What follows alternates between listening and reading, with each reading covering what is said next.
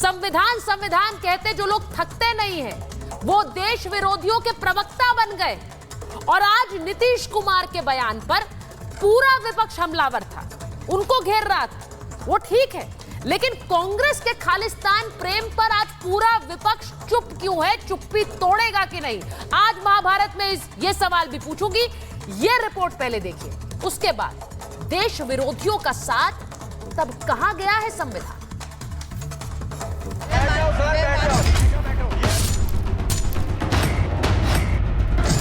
जो आग लगाएंगे कांग्रेसी हाथ मिलाएंगे। भारत तोड़ने वाले कांग्रेस को लगे प्यारे। खालिस्तानी समर्थन पर इंडी चुप क्यों?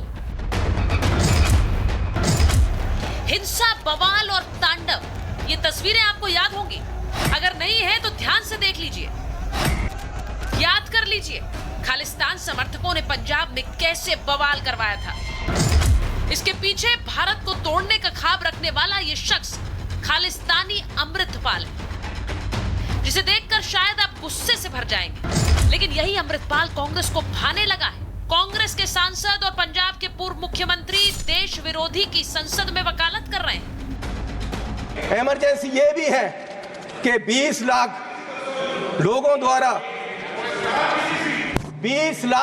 द्वारा पंजाब में मेंबर पार्लियामेंट चुना गया और वो एनएस से लगाकर अंदर रखा हुआ है। फ्रीडम ऑफ स्पीच, उसकी कंस्टिट्यूएंसी के लोगों की बात यहां नहीं रख पा रहे, ये भी इमरजेंसी है।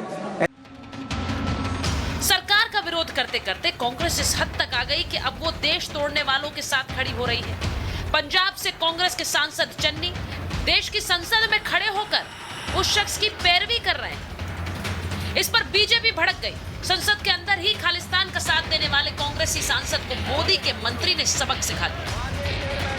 अगर सारे पंजाब से सबसे अमीर आदमी ये ना हो और सबसे करप्ट ना हो, मैं अपना नाम बदल दूंगा। हजारों करोड़ का मालिक ये चरणजीत चन्नी है। ये सबसे मीटू में, ये सारे केसों में ये सबसे करप्ट है। अमृतपाल पर रासुका लगी है, उस पर केस अभी जारी है, पर उसकी करतूत तो पूरे देश ने देखी। कांग्रेस उस खालिस्तानी की फ्रीडम ऑफ स्पीच की बात कर रही है जो 1 साल से जेल में बंद है, देश विरोधी गतिविधियों में शामिल। पंजाब के अजनाला थाने पर बवाल किया, हथियारबंद भीड़ ने थाने पर हमला किया। हमलावरों का नेतृत्व अमृतपाल कर रहा था। कई महीने फरार रहा, फिर एनएसए के तहत जेल भेजा गया। यानी अमृतपाल भारत में आग लगाना चाहता था, देश के टुकड़े करने की कोशिशों में लगा था। जब हमारे सहयोगी ने पंजाब में उससे बात करने की कोशिश की तो वो रिपब्लिक को भी डराने की कोशिश कर रहा था। If I say Punjab is a separate country, I have right to do it. Sir, I want to ask you a very simple question, sir. Yeah. You are very proud of your Sikh identity, right? You are very proud of your Sikh. Calm down, brother. Yeah. Calm down. Yeah, you are very proud of your Sikh identity, sir. Calm down. Amritpal Bharat को देश नहीं मानता, union of states मानता है। और सुनिए कैसे राहुल गांधी भी वही कहते हैं। There was no Bharat, there was no India. It's a union of states. We must respect the unions. We must respect the states. India is not described as a nation, it is described as a union of states. Rahul Gandhi कहते हैं कि India union of state, वही भाषा अमृतपाल इस्तेमाल करते हैं, कहते हैं इंडिया यूनियन ऑफ स्टेट। तो वो एक ही सोच से कि हमने किसी प्रकार से भी हर उस एलिमेंट को सपोर्ट करना है जिससे समाज बटे और हमारी वोट बैंक की राजनीति सदे। बीजेपी के नेता गिरिराज सिंह कह रहे हैं कि जिन खालिस्तानियों ने इंदिरा गांधी को मारा, वही कांग्रेस खालिस्तानियों का समर्थन कर रही है। क्या इंडिया अलायंस भी कांग्रेस की इस मानसिकता के साथ है? क्योंकि नीतीश कुमार के बयान पर हंगामा करने वाले अब देश तोड़ने वालों पर चुप्पी साधे हुए हैं। विपक्ष ने आज नीतीश कुमार पर निशाना साधते हुए कई बयान दिए, लेकिन कांग्रेस के खालिस्तानी समर्थन का विरोध नहीं कर पाए। खालिस्तानी का समर्थन यानी कांग्रेस का हाथ खालिस्तानियों के साथ, ये भारत की संप्रभुता पर हमला है सदन के। जो आतंक पैदा करने वाले लोग हैं, ऐसे लोगों का संरक्षण करना चाहते हैं। संसद में वो आए हैं देश के विकास के लिए, संविधान की उन्होंने शपथ ली है। तो ऐसे लोगों को एडवोकेट करने वाले लोग कभी देश हित में काम नहीं करते हैं। क्या ये संविधान सम्मत है? क्या ये संविधान की रक्षा कर रहे हैं? जो व्यक्ति भारत के टुकड़े टुकड़े करने की बात करता है, पैरवी करता है, इंदिरा गांधी जी की हत्या को सही बुलाता है, उसके बचाव में और उसके पक्ष में आज बात रखी जा रही है। ये कॉम्पिटिटिव अपीजमेंट पॉलिटिक्स चल रही है। क्या वोट बैंक की खातिर अब कांग्रेस देश तोड़ने वालों का साथ देगी? लेकिन इंडिया गठबंधन गठबंधन के बाकी दलों को क्या हो गया है? उनके नेता आखिर क्यों कांग्रेस की देश विरोधी सोच के साथ खड़े हैं? संविधान लोकतंत्र पर हल्ला मचाने वाले देश विरोधी के समर्थन करने पर क्यों खामोश हैं? इसी पर आज की महाभारत।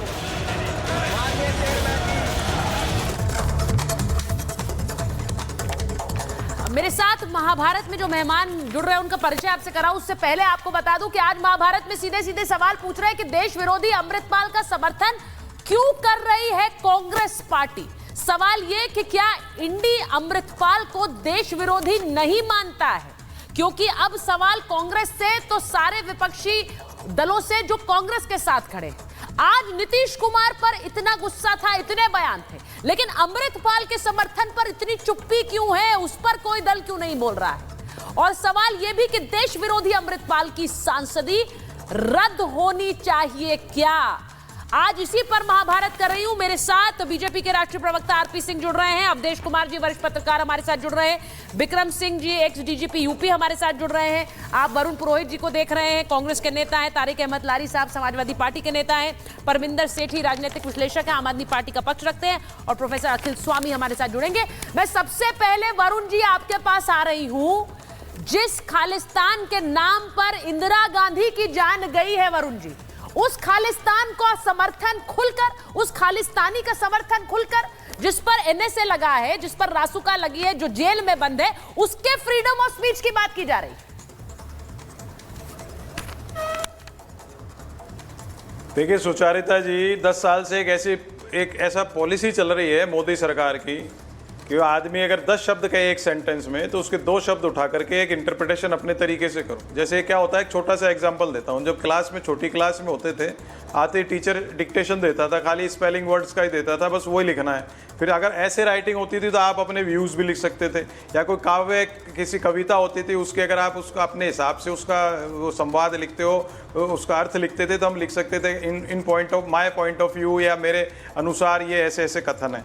तो वो ऐसे राइटिंग तो अभी है नहीं, डिक्टेशन है, डिक्टेटरी सरकार है। जैसे मोदी जी चाहे या इनके जो इर्द गिर्द लोग हैं वैसे चाहे वैसे शब्द। आप इतने गंभीर मुद्दे को क्या 28 का मुद्दा बनाना चाह रहे हैं इस उदाहरण के जरिए? It is not a joke Varun ji. नहीं, ये हंसी या फिर इस तरह के मजाक का मुद्दा भी नहीं। नहीं, आई एम नॉट जोकिंग। नहीं, आई एम नॉट जोकिंग। मैं कभी करता भी नहीं जोक्स, ना कोई मजाक करता हूँ। मैं आ रहा हूँ उसी बात पे। उन्होंने 3 पॉइंट उठाए थे। एक सिद्धू मूसेवाले को इनजस्टिस है, उसके परिवार को, किसानों को जो बीजेपी वाले खालिस्तानी आलोंदे जीवी कहते थे उसके बारे में, और ये जो आप कह रहे हो अमृतपाल के इनडायरेक्ट, उन्होंने कहा एक सांसद जो चुना गया निर्दलीय, उसकी जो है फ्रीडम ऑफ स्पीच जो